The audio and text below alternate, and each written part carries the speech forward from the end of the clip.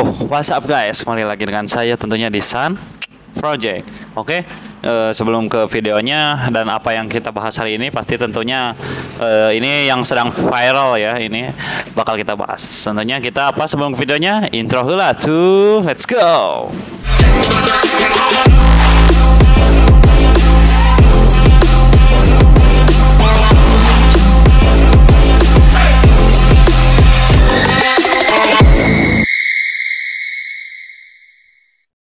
Nah, jadi buat kali ini kan lagi ramai nih diperbincangkan dan lagi viral juga tentang pasti kalian tahu ya tentang rangka SHV ini yang istilahnya sekarang itu lagi topik perbincangan.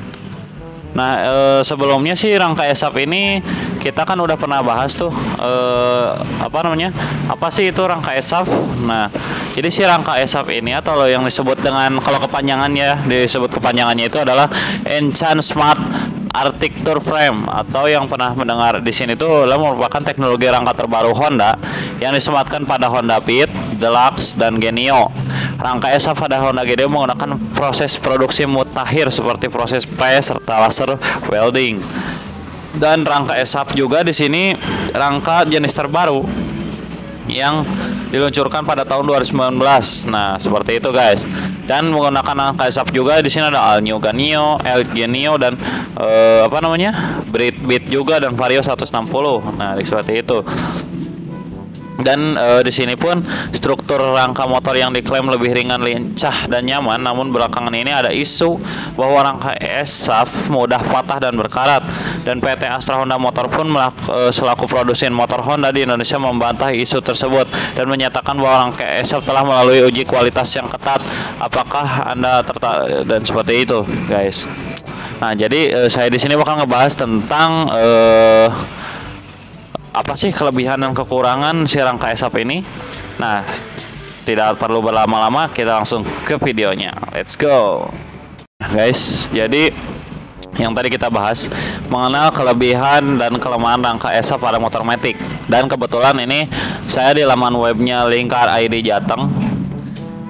Nah, jadi dalam dunia otomotif teknologi harus berkembang untuk meningkatkan kinerja dan keselamatan kendaraan. Salah satu inovasi terbaru adalah penggunaan rangka SHV yang tadi kita udah jelasin. Apa sih itu rangka SHV atau yang disebut dengan Enhanced Smart Architecture Frame? Nah, jadi pada tahun 2019 diklaim memiliki bentuk lebih simpel dan bagian belakang melengkung ke arah atas, seolah mengadopsi para penggemar modifikasi yang ingin memanfaatkan frame ini dalam berkreasi. Seperti itu guys.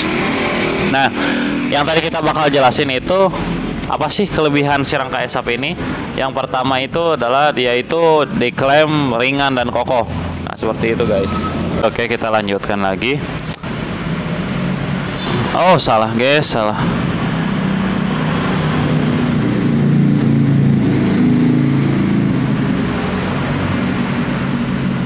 Nah, oke, jadi kita bakal ngelanjutin yang tadi ya, kita ringan dan kokoh. Nah, untuk yang keduanya ini adalah stabilitas dalam berkendara guys. Nah, untuk desain rangka SHV memberikan kestabilan ekstra saat berkendara. Rangka ini membantu dalam menjaga keseimbangan motor, terutama saat melewati tikungan atau kondisi jalan yang rata tentunya. Dan untuk responsif dan nyamannya, rangka SHV dirancang untuk memberikan responsivitas yang lebih baik saat berkendara. Ini dapat meningkatkan pengalaman berkendara yang lebih nyaman dan menyenangkan tentunya. Untuk desainnya pun desain ergonomis. Untuk rangka SHV seringkali didesain dengan mempertimbangkan faktor ergonomis sehingga memberikan posisi duduk yang lebih baik dan nyaman bagi pengendara. Ini dapat mengurangi kelelahan saat berkendara dalam jarak yang lebih panjang. Dan di sini tentunya kan orang membuat produk itu kadang ada kelebihan dan ada kekurangannya juga. Dan untuk kekurangannya di sini di balik desain yang ringan, teknologi SHV ini juga memiliki kekurangan yang perlu menjadi pertimbangan, khususnya soal perawatannya. Nah, untuk kelemahannya di sini adalah biaya produksi. Dari segi produksi, penggunaan teknologi rangka SHV dengan material canggih seperti paduan aluminium dapat meningkatkan biaya produksi motor. Hal ini dapat berdampak pada harga jual kendaraan. Untuk perawatannya, di sini pun perawatannya meskipun kuat material seperti aluminium pada rangka SHV, mungkin memerlukan perawatan lebih lanjut untuk menjaga ketampilan integritasnya, terutama jika motor sering digunakan dalam kondisi cuaca ekstrim. Dan untuk yang selanjutnya di sini adaptasi pada pekerjaan bodi motor dengan rangka ESAP mungkin memerlukan penyesuaian dalam hal desain dan perakitan. Ini bisa membuat perusahaan otomotif perlu mengubah proses produksi. Dan yang terakhir di sini ada keterbatasan pada beberapa model. Tidak semua model motor matic cocok dengan rangka ESAP, terutama yang membutuhkan desain khusus seperti skutik klasik atau model khusus lainnya. Dan rangka ESAP pada motor matic memiliki sejumlah kelebihan yang signifikan, termasuk bobot yang ringan, stabilitas, responsivitas, dan desain ergonomis. Namun ada juga beberapa kelemahan seperti biaya produksi yang lebih tinggi dan adaptasi pada pekerjaan bodi. Jadi sebelum memilih motor dengan rangka ESAP penting untuk mempertimbangkan kebutuhan pribadi, jenis penggunaan, serta anggaran yang tersedia. Dan oke guys, jadi kita lanjutin untuk 8 tips mencegah keropos pada kerangka ESAP besi motor. Dan mohon maaf kalau saya nggak pakai gambar ya atau pakai screen recorder, karena di sini saya tadi lagi enak-enak, ada trouble dikit lah mungkin.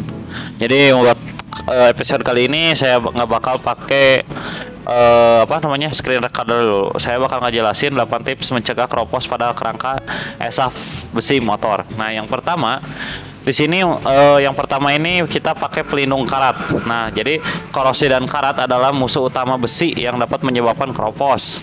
Untuk mencegahnya, Anda dapat mengaplikasikan pelindung karat atau cat anti karat pada kerangka motor. Ini membentuk lapisan pelindung yang mencegah kontak langsung antara besi dengan udara atau elemen lain yang dapat menyebabkan korosi. Untuk yang kedua, pembersihan rutin. Membersihkan kerangka motor secara rutin adalah langkah penting untuk mencegah penumpukan kotoran dan partikel yang dapat mempercepat proses korosi. Pastikan untuk membersihkan setiap sudut dan celah yang sulit dijangkau. Dan untuk yang tiga, di sini adalah penyimpanan yang tepat. Jika Anda menyimpan motor dalam jangka waktu yang lama, pastikan untuk menyimpannya di tempat yang kering dan terlindung dari elemen cuaca. Hindari menyimpan motor di tempat yang lembab atau terkena hujan, karena pelembapan dapat mempercepat korosi pada besi. Dan untuk yang keempat, di sini lakukan perawatan berkala. Nah, lakukan perawatan berkala pada kerangka motor. Ini meliputi pemeriksaan rutin dan perawatan seperti membersihkan karat yang mungkin muncul, mengaplikasikan pelindung anti karat tambahan, dan melumasi bagian-bagian yang bergerak seperti mesin ataupun yang lain-lainnya. Pokoknya yang di situ yang fungsinya itu bergerak gitu. Dan yang kelima, hindari kontak dengan bahan kimia agresif. Hindari kontak kerangka motor dengan bahan kimia agresif atau bahan yang dapat merusak lapisan pelindung besi. Jika terkena bahan kimia, segera bersihkan dan keringkan dengan hati-hati. Untuk 6, perhatikan area yang rentan. Beberapa area pada kerangka motor mungkin lebih rentan terhadap korosi daripada yang lain. Area-area yang cenderung terjebak air seperti lipatan atau celah seringkali lebih beresiko mengalami keropos. Perhatikan ekstra pada area-area yang saat melakukan pembersihan dan perawatan. Yang ketujuh, jangan abaikan cat dan pelapis. Apabila terdapat kerusakan pada lapisan cat atau pelapis pelindung, segera perbaiki lapisan ini, berfungsi sebagai pertahanan utama terhadap korosi dan karat. Jadi pastikan untuk menjaganya dalam kondisi baik. Yang kedelapan, hindari pemakaian goresan atau peralatan tupul. Hindari menggunakan alat atau benda tupul yang dapat menggores atau merusak lapisan pelindung pada kerangka motor. Goresan pada lapisan pelindung dapat membuka peluang bagi korosi untuk menyerang besi.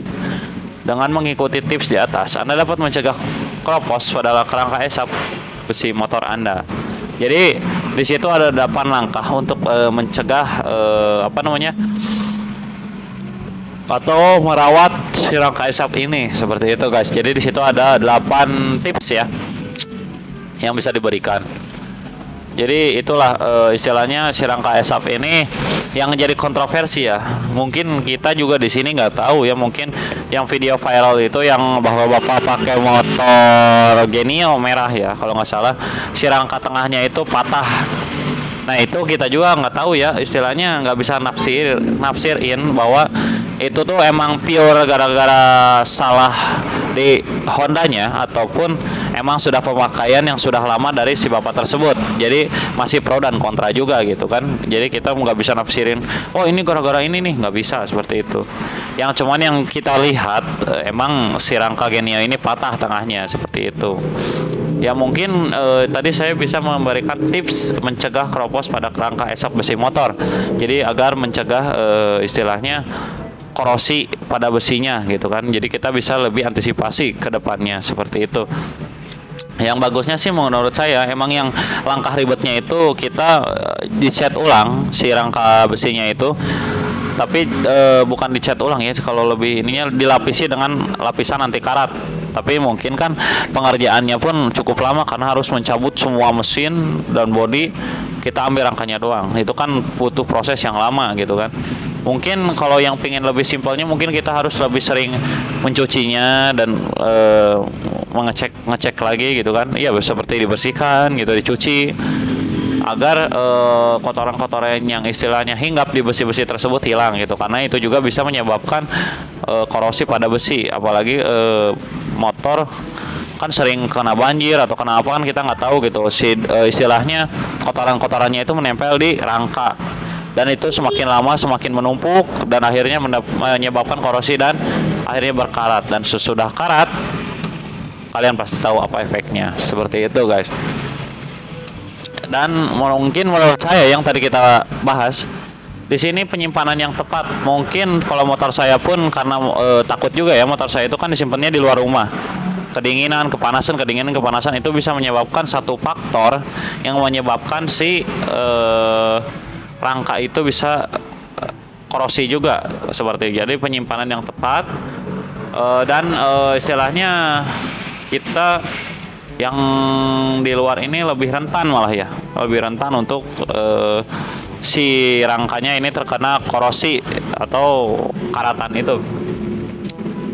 Dan di sini pun perhatikan area-area yang rentan seperti lekukan-lekukan dikit itu yang tadi kita bahas, karena itu yang bisa menyebabkan faktornya lebih besar. Karena kan kita kalau melihat rangka itu kan seperti lurus gitu kan. Nah, itu yang lekukan-lekukan itunya yang berbahaya itu. Karena kita tidak bisa melihat secara pasti di situ apakah ada seperti bekas-bekas kotoran-kotoran di situ menempel, yang pasti yang paling susah gitu dijangkaunya. Kita kan males gitu melihatnya, kalau dibuka semua kan pasti kelihatan, tapi kalau secara kilas mata gitu ngelihat rangkanya itu kan cuma udah bersih gitu. Padahal dilakukan tersebut yang bisa menyebabkan rangka bisa terkena korosif atau disebut dengan karatan. Seperti itu guys, mungkin yang bisa saya tangkap ya dari video tadi atau penjelasan tadi, mungkin seperti itu ya, rangka yang terbaru yang diaplikasikan ke dalam Honda Beat dan Honda Genio. Dan katanya, kata tadi yang saya baca itu mungkin Honda Vario juga ya, Vario 160 yang terbaru juga pakai rangka S-Hub. Nah, mungkin yang saya bisa jelaskan dari saya, dari kelebihan kekurangan dan bagaimana sih cara merawatnya, mungkin segitu dulu aja.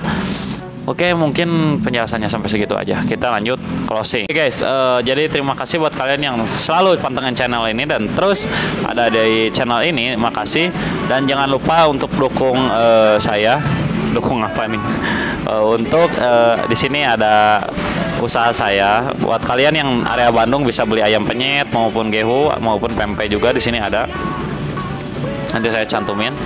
Dan buat kalian terima kasih yang selalu pantengin channel ini. Oh iya, jangan lupa nama restonya itu adalah kedai Resto Murla. Bisa searching di GrabFood maupun di Gojek Food ya, seperti itu.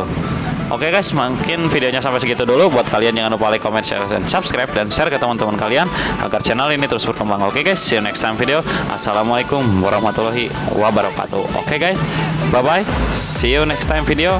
Salam otomotif.